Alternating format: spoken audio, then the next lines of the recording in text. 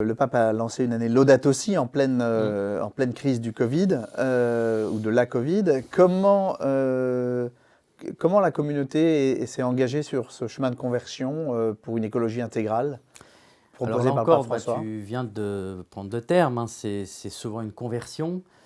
Laurent Landette, mon prédécesseur, qui est maintenant directeur des Bernardins, a beaucoup porté ce projet. D'ailleurs, il est toujours très investi dans ces domaines-là. Et c'est vrai qu'il a aidé la communauté de l'Emmanuel tout entière à l'accueillir, le recevoir, le méditer.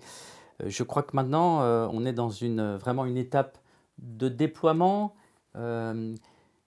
qui, me semble-t-il, il doit y avoir des points d'attention parce qu'en fait, on est dans un moment où on parle beaucoup d'écologie, mais il y a aussi il peut y avoir des écologies que je qualifie moi idéologiques et qui en fait sont très fermées. Parce qu'en fait, derrière, profondément, c'est l'écologie, enfin, on parle aussi d'écologie intégrale. Mm. La question, c'est de la place de l'homme dans tout ça, parce qu'on est quand même dans le plan de Dieu, il ne faut pas l'oublier.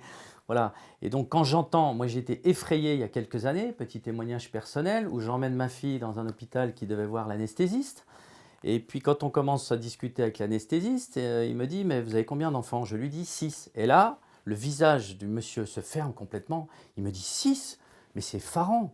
Je lui dis, comment ça, c'est effarant? Et il commence à m'expliquer, mais vous ne vous rendez pas compte, la marque carbone, etc.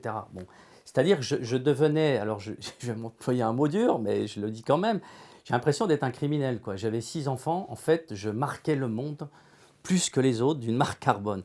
Ça m'a effrayé, voilà. Ça, c'est des dérives complètement affolantes qu'on peut voir dans certains domaines.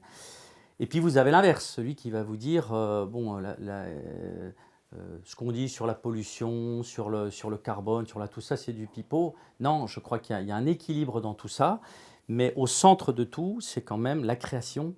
Voilà, c'est la création de Dieu, donc c'est un plan d'amour au centre duquel est l'homme. Et ça, on ne Mm. doit jamais l'oublier. Et je crois que ça, c'est vraiment la responsabilité du chrétien, la responsabilité du croyant.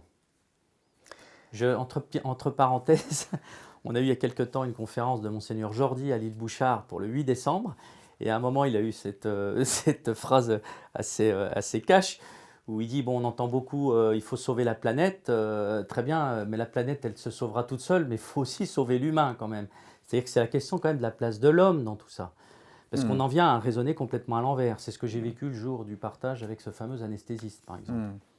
Bon, on mettra en commentaire, en description de la vidéo, le lien vers la conférence de Monseigneur Jordi. Ah oui, parce qu'elle était passionnante sous bien des aspects. Donc je conseille vivement ceux qui nous écoutent d'aller sur le site du sanctuaire de l'île Bouchard pour réécouter la conférence de Monseigneur Jordi, qui a notamment aussi une vision, je trouve, de la situation actuelle dans laquelle nous sommes, de la France et du monde en général, très éclairée et éclairante.